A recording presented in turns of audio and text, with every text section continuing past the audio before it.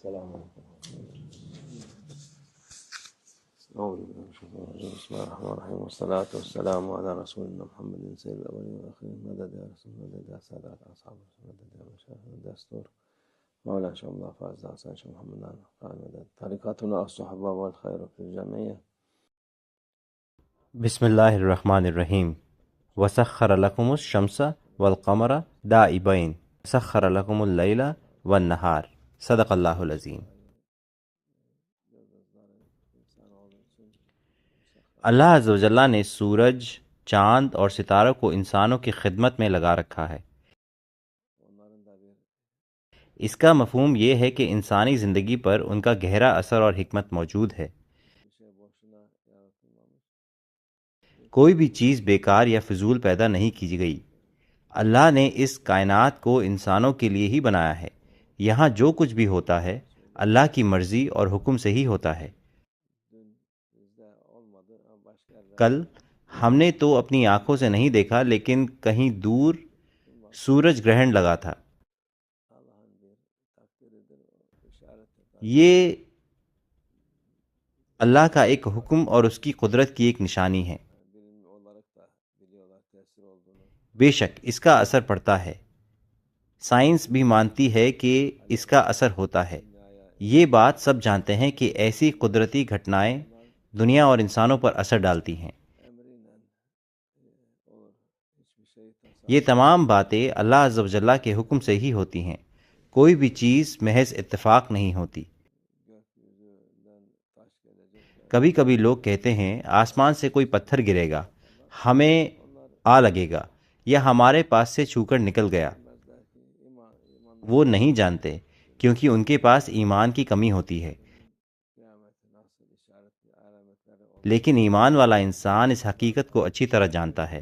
اللہ عز و جل نے قرآن عظیم الشان میں قیامت کی نشانیاں بیان فرمائی ہیں، اور ہمارے رسول اللہ صلی اللہ علیہ وسلم نے حدیث شریف میں انہیں سمجھایا ہے.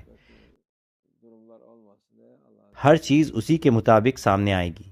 حالانکہ ایسی گھٹنائیں اور آفتیں، ان سے بچنے کے لیے اللہ عز و جل اور ہمارے رسول اللہ صلی اللہ علیہ وسلم کی طرف سے کچھ حکم اور طریقے بتائے گئے ہیں. ایسے موقعوں پر خاص نماز پڑھی جاتی ہے. ان نمازوں میں لمبی لمبی صورتیں تلاوت کی جاتی ہیں، لیکن یہ صرف انہی جگہوں پر پڑھی جاتی ہیں جہاں یہ گرہن دکھائی دے رہا ہو. جہاں یہ دکھائی نہ دے وہاں نماز پڑھنے کی ضرورت نہیں ہے. جن جگہوں پر گرہن ظاہر ہوتا ہے وہاں نماز ادا کی جاتی ہے، اور جب تک سورج یا چاند دوبارہ صاف نہ ہو جائے تسبیح اور دعائیں پڑھی جاتی ہیں. لیکن جن علاقوں میں یہ نظر نہیں آتا وہاں اس کی حاجت نہیں ہے، کیونکہ یہ واقعہ دوسری جگہوں کے لیے ایک نشانی اور آزمائش کا دور ہوتا ہے. یہ نمازیں، سورتوں کی تلاوت اور دعائیں اللہ عز و جل کی عبادت کرنے اور اس کی رحمت اور فضل مانگنے کے لیے ہیں، تاکہ ان مشکل حالات کا بوجھ ہلکا ہو سکے. بے شک یہ عبادتیں ان آزمائشوں کو دور کر دیتی ہیں. لیکن اگر دعا اور نماز نہ پڑھی جائے تو اللہ ہماری حفاظت کرے، معاملہ اور زیادہ سخت ہو جاتا ہے. ایسے حالات اللہ عز و جل کی حکمت اور اس کی عظمت کی نشانی ہیں. کائنات میں جو کچھ بھی ہوتا ہے، چاند میں، ستاروں میں، آسمان میں اور زمین میں، ہر منٹ اور ہر سیکنڈ سب اللہ کی مرضی سے ہی ہوتا ہے.